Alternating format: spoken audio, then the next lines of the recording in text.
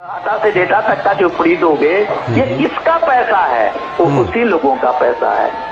तो दुनिया में कोई चीज फ्री नहीं मिलती, ये भी लोग जानते हैं कि आप इधर से एक कान इधर से नाक छुओ और इधर से दूसरा छुओ।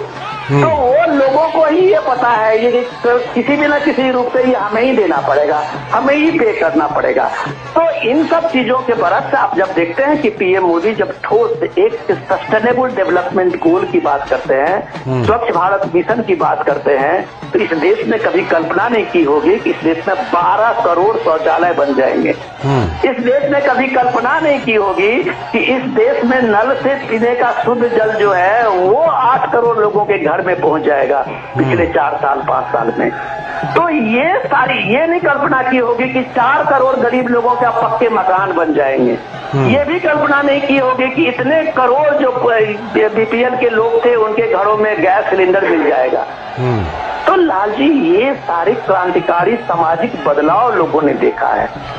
इस बदलाव को आप सिर्फ गरीबी हटाओ के नारा देके और अकाउंट में आपके 8,000 आएंगे और खटाखट आपके पास में सीधे 8,000 पहुंच जाएगा, इससे बात नहीं बनती है। इसके लिए करके दिखाना होता है और आपने जो अब तक नहीं किया है वो आप लोगों को भ्रम में नहीं डाल सकते हैं कि लोगों को अपने नेतृत्व पे भरोसा है कि कल जो भी कुछ करेगा वो पीएम मोदी करेगा। लोग कह रहे थे कि अगर ये ऐसा हो सकता है, अगर ऐसा हो सकता है, तो वो एक सवाल जरूर पूछते हैं कि ये करने वाला कौन है सामने में। तो वो सामने में करने वाला अगर पीएम मोदी है तो इसलिए लोगों की आप ये भीड़ देखते हैं जो उसके साथ विश्वास का ये कनेक्शन है, और यही विश्वास पीएम मोदी के लिए सबसे बड़ा आधार है।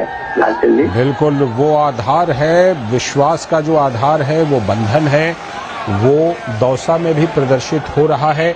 शैलेंद्र मिश्र हमारे साथ जुड़े हुए हैं। शैलेंद्र, भारतीय जनता पार्टी, प्रधानमंत्री नरेंद्र मोदी स्थायित्व को, मजबूत सरकार को भी एक बड़ा मुद्दा बना रहे हैं और ये कहीं न कहीं देश भर की जनता को अपील करती हुई नजर आ रही है क्या?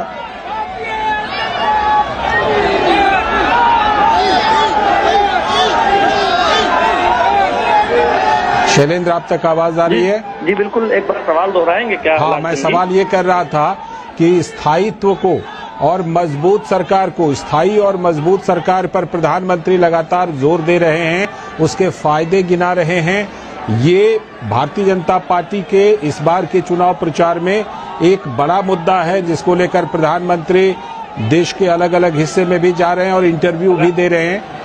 निश्चित तौर पर देखिए, जनता को ये बखूबी पता है कि स्थायी सरकार के कितने फायदे होते हैं, और हमने देखा कि अपने दम पर 30 साल बाद 2014 में भारतीय जनता पार्टी की या किसी भी पार्टी की सरकार केंद्र में बनी थी, तो उसके अपने फायदे भी नजर आए हैं।